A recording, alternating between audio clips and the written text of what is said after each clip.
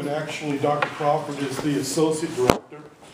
She's also director of the RISE program, and she'll be talking about that in a bit. The programs actually work sort of together. In fact, when people apply for the program, we often sort of share the applications and see who fits best for both, and that works out good for us. Anyway, the MARC program is funded by the National Institute of Health, which is the sort of main granting body for people doing research in any health-related fields. So the National Institute of Health includes things like the National Institute of Drug Abuse, which is NIDA, the National Institute of Mental Health, which is NIMH, National Institute of General Medicine, et cetera, et cetera, et cetera. So there's probably 10, 12 different institutes housed within NIH. And it's all government funding, so we'll see how funding goes under a new administration. But nonetheless, the MARC program exists on this campus. It's existed here for about, this is about its 7th year. I was the one who originally wrote it, at least the first person who actually got it funded. We've been trying for it for many years.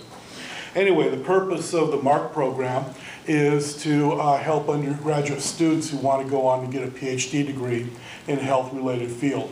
It could also be an MD, PhD degree. But what they're not interested in funding are people who want to get like a dental degree or an MD degree or whatever.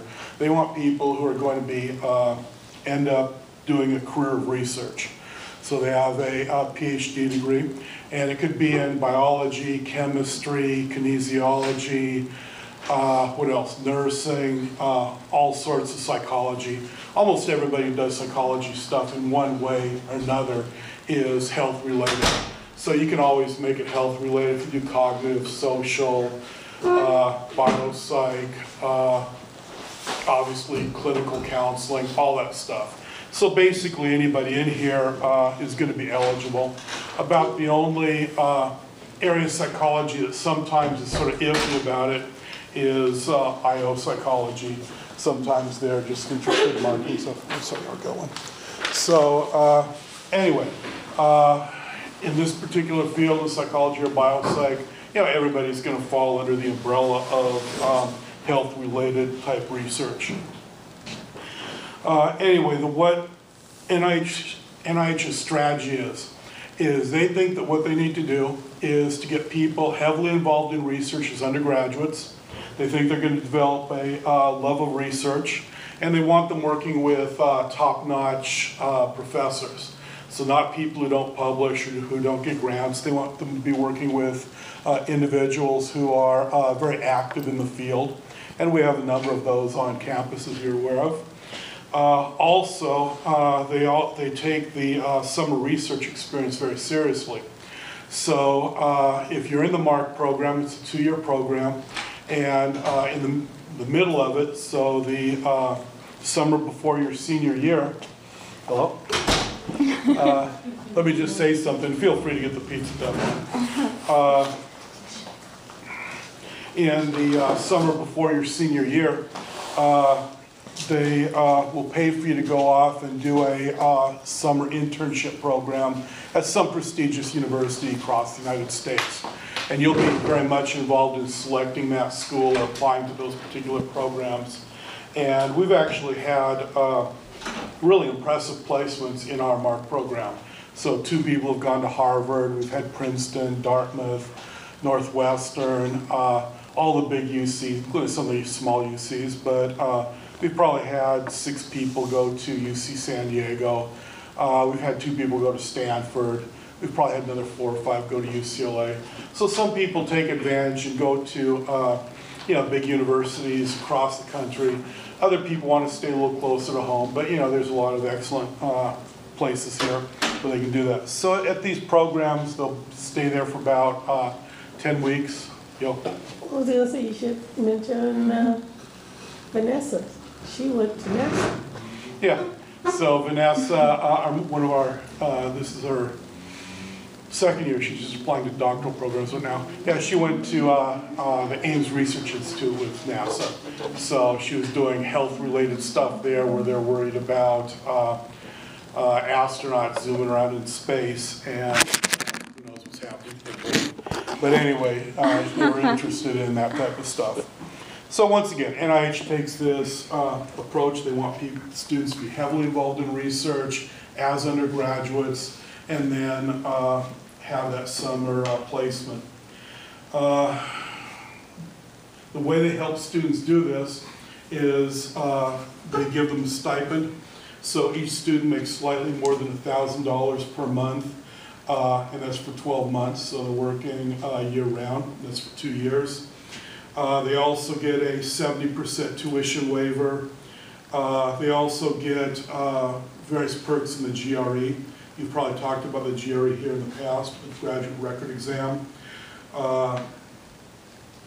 We will pay for all of the scores to be sent out. And for most people, that comes to about $250, somewhere in there. We'll also pay for GRE prep courses if you want to take one, up to about $1,000. We'll also pay for, now we pay for half the GRE itself. So before we weren't able to do that, but we worked out a deal with the GRE people, and we'll be able to cover half of it. There's also money for travel, so $2,000 for travel to various conferences whenever you think is appropriate, except that it does need to be in the United States. They won't fund international travel, and other stuff. I think that one of the things that sort of surprised me was that I've sent students off to doctoral programs, my entire career, and at least help them get there. And I'm very good at gauging where somebody might end up at. Are they going to end up in Arizona State, a Stanford, a University of Kentucky where I came from? We're pretty good at gauging where they're going to go, or if they're not going to go at all. What I found very surprising is that the students who had gone through the MARC program were being accepted at what I thought were schools kind of out of their league. And I came to understand that just being a MARC student really makes you more attractive to doctoral programs. So it's a real selling point. MARC is considered to be the National Honor Society for the NIH. So it's considered prestigious to have a MARC student. I think even more, there's sort of blackmail involved in that these major universities get hundreds of millions of dollars per year from NIH. And NIH basically told them, you take our students or else. So they are very good about taking, prestigious schools are very good about taking MARC students. And, we'll see this here. We had, four or five different, actually we have 4 different MARC students this year applying for doctoral programs. All of them have invitations, so we're hoping for a 4-4 sweep there. But we'll just have to see. So anyway, in a nutshell, that's what the MARC program is about. If you guys want to go and get pizza, I have something else I can just pass out and put on the tables and use this as a little stopping point. If you don't take that many MARC students, it's not like we're dealing with 100 people. We usually take on the order of 5 or 6 students a year, something like that. And in terms of summer research placements, which NIH takes very seriously. And by the way, which students take very seriously. When I first started doing this, NIH insisted on summer placements. It's just a requirement. And I thought students really wouldn't want to do it. And I was just incredibly wrong. So students love going to these things. Of course, we pay for everything, housing, food, transportation, the whole bit. And they just really, really enjoy it. So it's a very good experience. You get to work literally with very famous people in their thing. And they also, it's not just like you're alone. They're going to be taking at these schools 10 or 12 MARC type students, and they'll have meetings, parties, fun stuff to do. In fact, at Cold Springs Harbor, which is very, very prestigious, it's outside of New York City. They actually take all the students to Broadway theater to let them see a show on Broadway, which sounded really neat. Anyway, so there are various placements. You can see in fact, these are all the institutions the students went to. We actually had a couple of people go to Loma Linda, where they simply could not stand the thought of leaving San Bernardino. So they ended up there. But most people you can see are going either to the UC schools or to prestigious national institutions. These are the various students next who have gone on to doctoral programs, and you know, some of them are now graduating, so we're very excited about those individuals.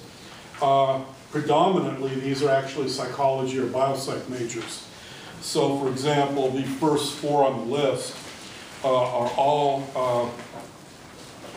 psychology majors or biopsych majors.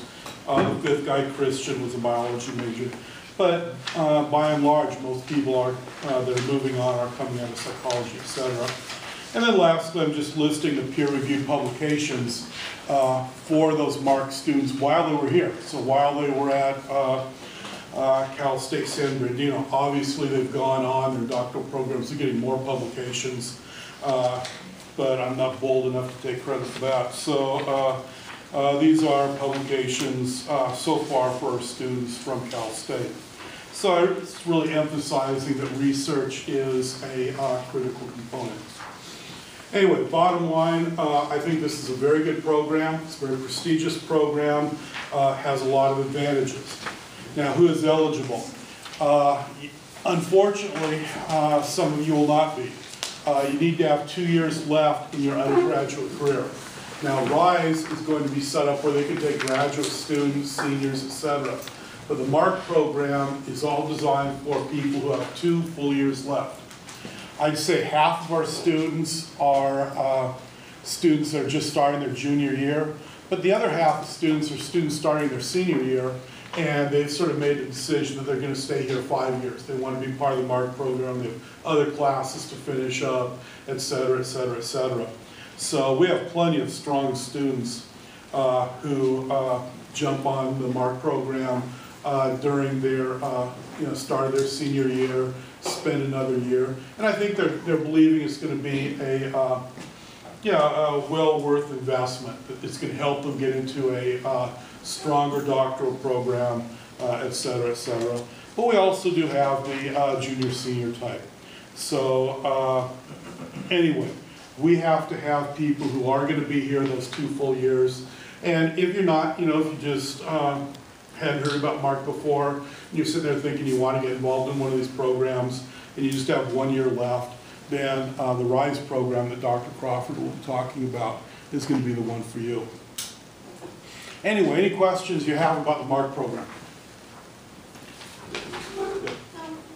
When are the applications open? You can apply right now. What we do is I brought some applications here, and I'll be able to pass those out, and we'll leave some with the president of the psychology club. The way we do it is we want 5 or 6 really good, strong students. And we don't get that many applications, so don't sit there and think that you're competing against 100 other people. We probably have, at the end of the day, maybe 15 strong students at the very most, and we're trying to get 5 or 6 out of that. We like to have a little bit of spread into the natural sciences and over in psychology, so we like to have sort of a mixture of people. This year, in fact, I think that we have 3 psychology or biopsych people, then 3 people in 1 person in chemistry, 1 person in biology, and 1 person in kinesiology. So it gives us a nice little spread there. But just because we're not taking that many, don't sit there and think it is ultra difficult to get into the program. There just aren't that many strong students that will apply for it. I think that's probably been one of my 2 or 3 biggest surprises about being the director of the MARC programs. I just thought there were more people who really had plans to go on to get a PhD.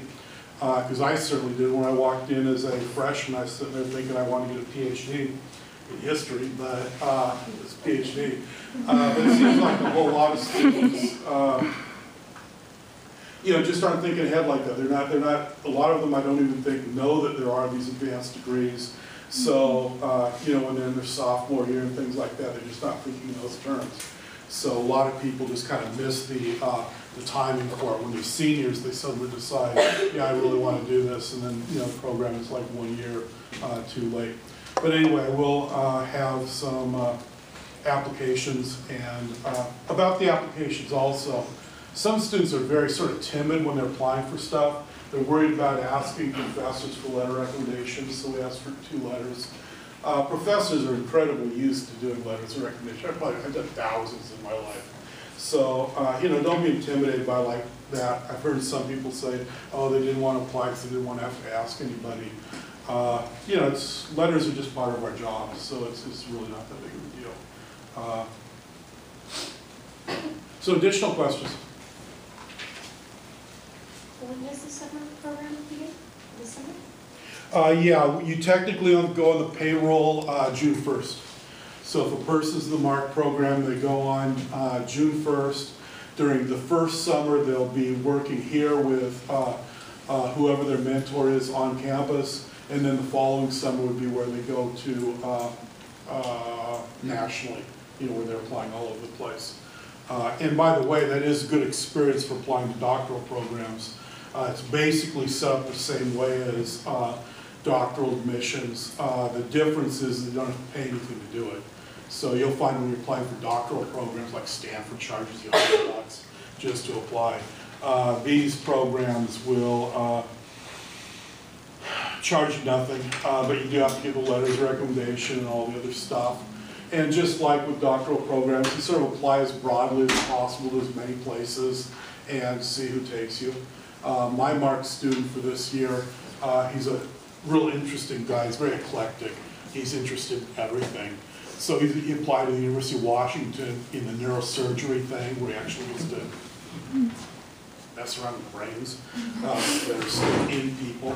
But also he's applying to a primate institute where they do cognitive training in primates and just all sorts of stuff. He's applied to all these various interesting things. He applied to Cold Springs Harbor because he wants to work with a Nobel laureate. So he's applying all over, and people take that approach. Other people, some people are really focused, you know, like you may know exactly the type of stuff you want, so you'll take a more focused approach applying to big name programs and big name people in your particular area. So it's really up to you. The one other thing that I can mention, which is just sort of popped in my head, we used to have a McNair program here. The McNair program is a nice program. I didn't like it that much, but it served a whole lot of students, and the students really liked it, so that made it a good program. In that program, you can work with any faculty member you wanted. You just say, you know, there's somebody you like, and you say, I want to work with them, and you can. The MARC program is a little bit different in that we have individuals who are already determined to be MARC mentors. These are individuals in all sorts of different fields who publish a lot, who get grants, etc. And we try to aim students to those particular individuals. NIH does not want you working with someone who doesn't publish. But, you know, I try to give a little bit.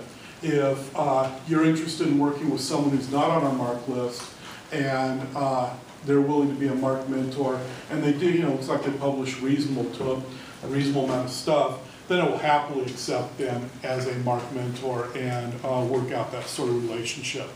So anyway, that is a little bit of difference between that and some of the previous programs where you really do have to be working on campus with someone who is productive. But of course, that's good for you too. I mean, publications get you into doctoral programs. So in my own experience, even outside of MARC, the best way I found for students to get in is to do all their research, get their name on a publication, tour some conference presentations, and doctoral programs just eat that up. So I've always thought that, with probably the exception of clinical psych, being actively involved in research can make up for like bad GRE scores or weaker grades or things like that. So I've always found that research is a excellent way for people to move on with their career if they have a little bit of problem in their vita. Like I said, sometimes GRE scores can be weak, etc., and research really does make up for it. So additional questions about the MARC program, or even how to get to graduate school, I can handle those too. I'm curious, how does the MARC program work? Is it a course? Does it go along with the track of your major? It's largely just involves research. So we want you to be doing research in a laboratory, or in just a research setting if you're doing like social psych, whatever you're doing. But there are 3 courses that are associated with the MARC program. There are 2 courses that you take in the first year. One is just a 2-credit course taught by myself, and it's about publishing and the research process. And we work it around everybody's schedule. So if we have 6 MARC students that are going to be taking it, those will be the only people in the class.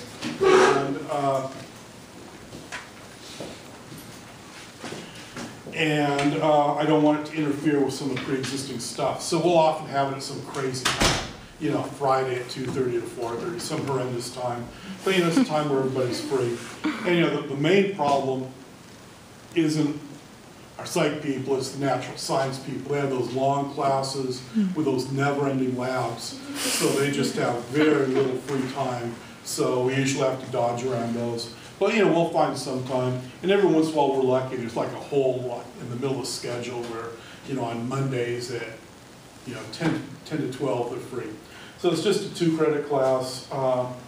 And then there's going to be another 4-credit class during the first year. It's on research ethics. It's team taught by Dr. Crawford, and Jeff Thompson is still doing it, right? Yeah.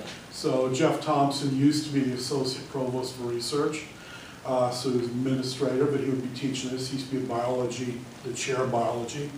But anyway, it's about research ethics, and half the class is about research ethics. The other half the class is where you read articles written by visiting scientists that come on campus, and they're going to give a talk on campus. It can be on any subject.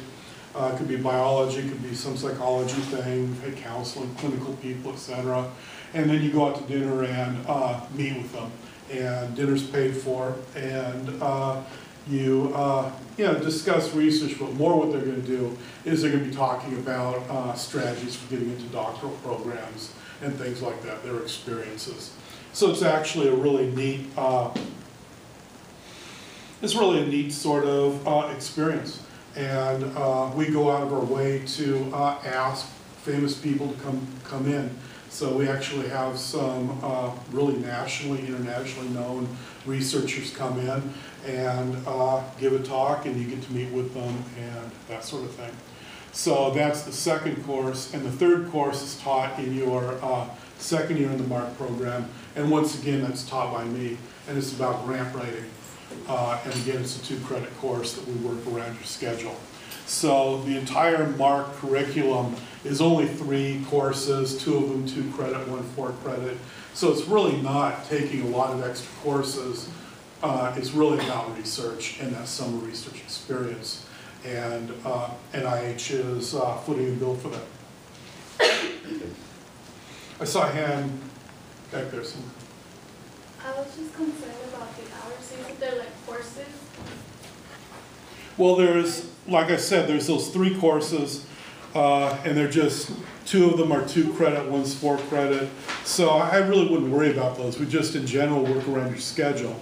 Now, the research stuff, that takes time. Research always takes time. And you would have to work out with your mentor how much time is going to be involved. But of course, the way NIH is looking at it is they're thinking they're paying you money so you don't have to have an outside job so that you can do research.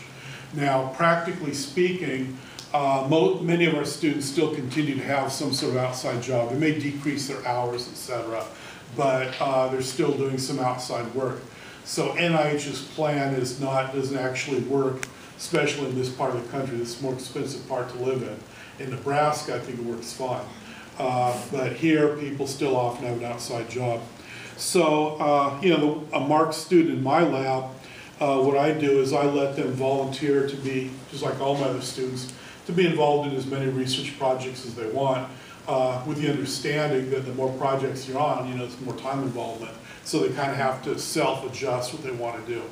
Other people, like there's a professor in biology who just sets a strict hour limit, so they have to sign up for a certain number of hours and they're there. I guess that fits for the type of research that she does. I would think that I mean, I have tons of students that aren't involved with MARC at all. They just, they're on a project and they can do as much, they're going to do what they need to get the research done. It's just sort of a commitment, but it is it's a commitment for the future. Whether you're involved in MARC or not, research talks if you want to go on to a doctoral program. It makes up, I think, one of the advantages to going to UCLA or Stanford is, as an undergraduate, is it's a big, prestigious name. So that helps you get into a doctoral program.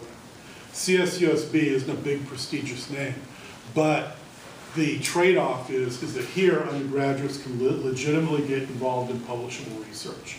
It's very hard at those other schools to do that, because those schools are highly tuned to postdoctoral education and doctoral education. So, they get all the juice, those type of individuals get all the juicy stuff, whereas the undergraduate, even if they're involved in research, usually it's washing dishes or something, they're just not allowed to do anything real. So the huge advantage of being at a school like this is, we actually do have people getting on, undergraduates getting on publications, going to conferences, being very, very active. And doctoral programs eat that up. They love to see a student who's shown that sort of commitment. So I guess what I'm saying to you is, of course you have to worry about time. You always have to worry about time.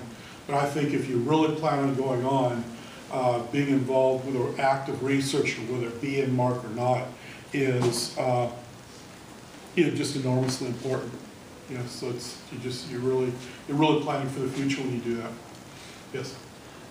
Okay, so you said you get 5 to 6 students, right, for the MARC program. So does that mean that every student has one mentor? There's Yes. one mentor per student. Okay. Yeah, and so obviously we have a student in kinesiology, so he's working under a kinesiology professor. We've actually had a good series of students who are human development and psychology who've been moving on. So they're working with Eugene Wong, or they're working with Kelly Campbell, or people like that. So you're working for who's appropriate. I'm a neuroscience person. If you're a social psych person, you certainly will not be working with me. You're going to be working with a social psych. So don't think that we stick you in with some, or try and talk you into working with someone who's outside your field. What we're going to be trying to do is help you find just the perfect match for exactly what you want to do. And that will be our goal. The last thing we want is for students to be unhappy in the program. And also, we allow students to move. So there have been occasions where students start off with one mentor and it just didn't work out. They either didn't like the research, they didn't like the mentor, etc. And then we'll work hard to help them move to a person who's going to be, more match their current interest. So I've actually had a student move from my lab to a different lab, and it was very mutual. I think we both disliked each other intensely by that time. So it was. It worked out. It did work out. He's in the doctoral program right now. So, it did work out. So, he shifted from neuroscience to social psychology. So, he had a complete change in direction, and I was entirely supportive of that sort of move. So, we always try to be, sort of think student first. And the faculty are always, never had any problems with faculty. We've always been very supportive of the students' desires. Additional questions? Yeah. Well, let's say like right now, we've gone home, I went to the PhD program, finishing in 2 years I do well, and like things happen. I have a family, I have a mortgage. In 2 years I don't go into the PhD. Does that cause a rift that they would want like a refund on their investment? No, not at all. In fact, NIH gets annoyed at this. Not what you described though. What they get annoyed at is really biology people who secretly, truly plan on just getting that MD degree, but they will tell them, I'm interested in the MD, PhD degree. But it becomes really obvious over time that they never had any interest. They just wanted to get the money and sort of get a free ride for 2 years, and then they just say, see ya. But still, there's nothing that NIH or we do about that. So, no, every time I look at a student who puts down MD, PhD, I always read their thing very carefully to, really see what their ultimate goals are. and it's always a concern. But I have also had plenty of students who have definitely wanted to go on for a PhD at the start, and just like you said, life events occurred, and they decide, they tell me, I'm not planning on going on, should I drop out of the MARC program? I'll usually, no, you might as well finish it, you may change again. So I don't worry about that at all. That's happened a couple times. Recently, it's sort of shocking. I had just this wonderful student. She is so smart. She's just this great student, really dedicated to getting a PhD in cognitive. And then she walked up to me, she said she wants to be a nun. And, just like, what are you going to say? She heard God's calling, and now she's going to be, she finished out the MARC program, and she's finishing her master's degree here, but she's already wearing sort of the semi, and I don't know what they're called, but you know what I'm talking about. But I mean, she's a great student, and I wish her well. She just had a change in heart.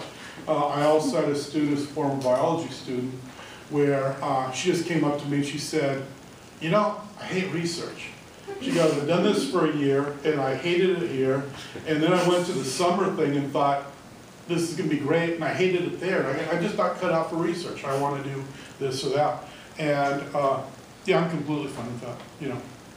The whole idea, we're often attracting students when they're younger. They have an idea as to where they want to go, and it's just very natural for them to change ideas. I was even listening to the people talking right here. I think your president was going to be a computer scientist, and now she is suddenly a psychologist. Things just change over time. That's just to be expected. Like I said, I was going to be a history professor, and now I'm a psychology professor. So we bear no concern about that, and NIH does absolutely nothing about it at all. No, there's no legal thing you have to sign, nothing. So you don't have to be concerned about that in the least. Last questions. Okay, so. Okay, so I'll be short because the RISE program is actually very similar to the MARC program. So we're actually funded by the same agency. This is an NIH program. Same goals to increase the biomedical and behavioral research workforce with special goals of increasing diversity. Although there are no criteria for being in any of these programs. The big difference between the MARC program and the RISE program is MARC is an honors program. MARC is one of the first undergraduate research programs that NIH developed and sort of has a special place in their training. But they realized that MARC, while it is a really great program, that they wanted to do something that was more accessible to students.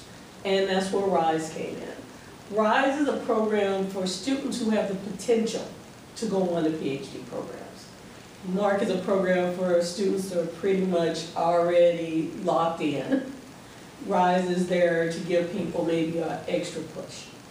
So we have a little bit difference in our criteria. We're both looking for strong students. Like you said, we sometimes share our applications. But the RISE program, well, sometimes we can deal with maybe a slightly lower GPA. We do more sort of supplemental education at the 300 level where there are some pre-MARC classes. You may have SI classes in like Psych 210 or BioPsych. Well, the RISE program is what funds a lot of the upper level ones. And we also, have some tutoring. So we're trying to get students, to increase the number of students that are appropriate for PhD programs. We are not a stipend program, we're a salary program.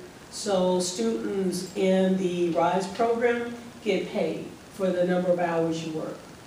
So undergraduate students can work up to 20 hours a week in a lab during the academic year, and you can work 40 hours during summer. And like I said, salary changes is basically, like we started off at $10 an hour, but when they raised the minimum wage, we had to change the salary structure a little bit. I think right now, we're paying undergraduates either $11.50 or $12 an hour. We have the same sort of research expectations that you're going to find a mentor and that you're going to work in that mentor's lab during the school year and during the summer. But we're not a 2-year program. You can be funded up to 2 years if you're an undergraduate, but you don't have to stay for 2 years.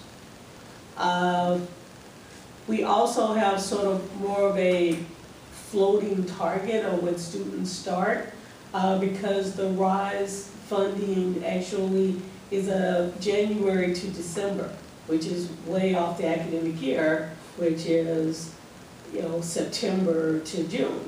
So sometimes we take students halfway through the program, or if students graduate in fall, we'll take a new student in winter to replace them. So we keep applications a little bit longer because if we need somebody to fill a winter spot, we'll just go back to the applications we got that fall to see who's still available.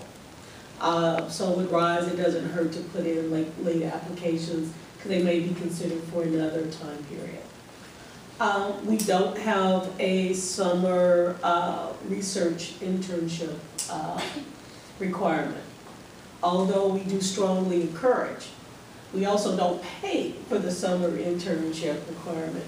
But for many of the summer programs, and a lot of the programs that the MARC students apply to, the programs pay for it. MARC students, because they have to be funded by NIH for 2 full years, we have to pay for them no matter what. But if you're not in MARC and you want to go to a summer program, often those programs have their own federal funding and they will pay for you to come.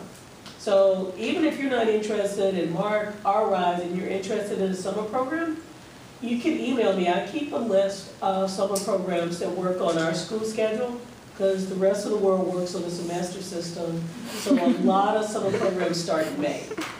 So I try to keep a list of programs that start in June so students here can have sort of a starting place on where to look. But many of these programs have their own funding.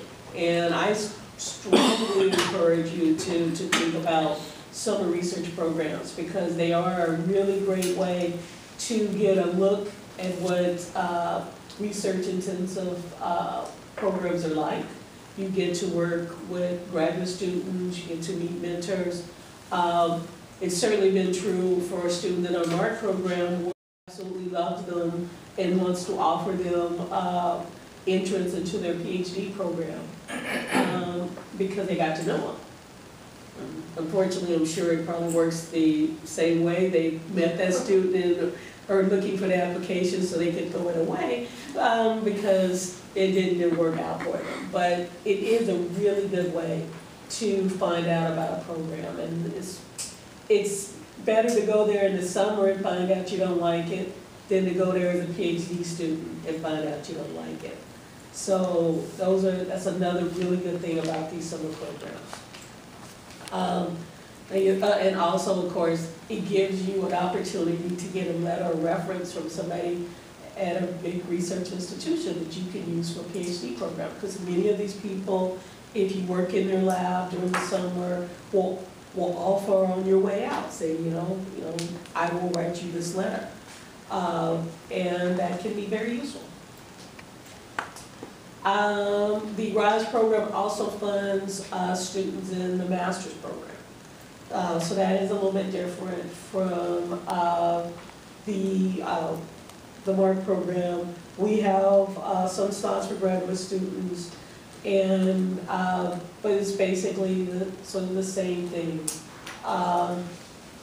that they're required to do 20 hours of work during the academic year and then 40 in the summer, or up to 40 in the summer. So, let me think, is there anything else? Because we are just a one-year program, we don't have the same sort of sequence of classes that MARC has. What we try to do is a journal club, that's just sort of, you know, where we meet with the student and go over articles. Although unfortunately, I've been really busy this year because I took a temporary other job on campus, and it's sort of kept me out of teaching a lot of the things I used to do. But we're going to try to get that back, get that started again. But you do have to take that ethics course, and that is always in spring, and pretty much 4 to 6, because that's when Jeff Thompson likes to teach it. Until he retires, Monday, Wednesday, 4 to 6. You actually can take that class even if you're not in MARC or RISE. If you're doing research and you want to learn more about research ethics or anything, you know, feel free. It's Interdisciplinary Studies 400,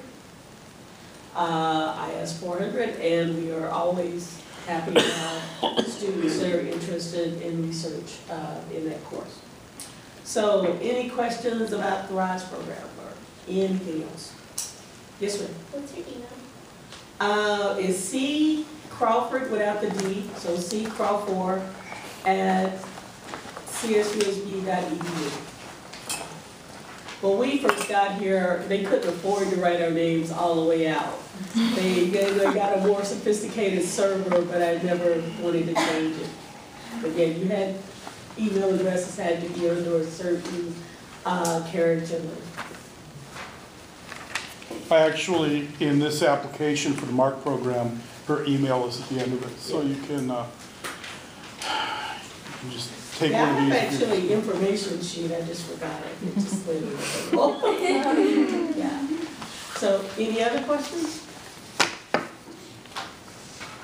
So you said that there, you have more research opportunities? A little more research? Well, I mean, it's pretty much as far as the research goes, it's going to be pretty much the same as MARC. So I'm not really sure, what do you mean by research opportunities? Besides the RISE program. Huh? Besides the RISE program, is there? I think she means like summer programs. Oh, the summer program? Oh, yeah. The summer programs, yeah, I have like I said, email me and I'll send you the list. I update it every year because since the MARC students have to go, I like to give them a group that would work, although in general, the MARC students ignore my list and find their own, which is okay. But yeah, I keep a list of programs and their contact information. Be happy to share if you're interested in doing some program. Okay. Thank you. Anything else? Do you have applications or is it the same for MARC? No, it's not the same one. And like, while McDougal was busily getting ready for this yesterday, I was trying to catch up on something else I was behind on. What did I do with the sheets? I just passed them out. Oh, good. So yeah, no, I don't have the application, but if you email me, I'll send you one. Does anybody want a MARC application?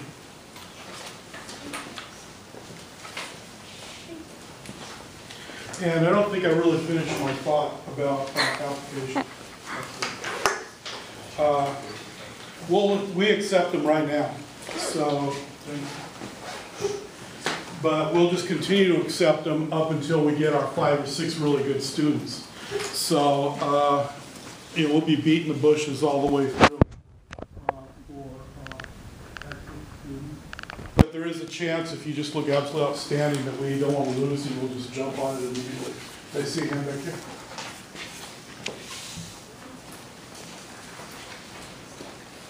Here, I'll just leave it. Here, let me just leave a pile with these. Yeah, so ours is sort of a rolling application thing where we're taking them all the time now, starting about now, but we'll continue all the way up to June 1st, which is when we're actually start our group. So, you know, there's no rush to get it in tomorrow, but you know, if you got it within a month or so, that'd be great. I was wondering, if I had a strong GPA, like what range? Or does it like? We take the best people available, and each year it can vary enormously.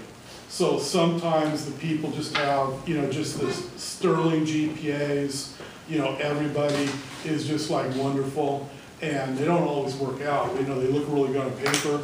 Then the next year, you know, we'll have some people who are, even with a, you know, like around a 3.0 are going to be, you know, we're looking at them seriously.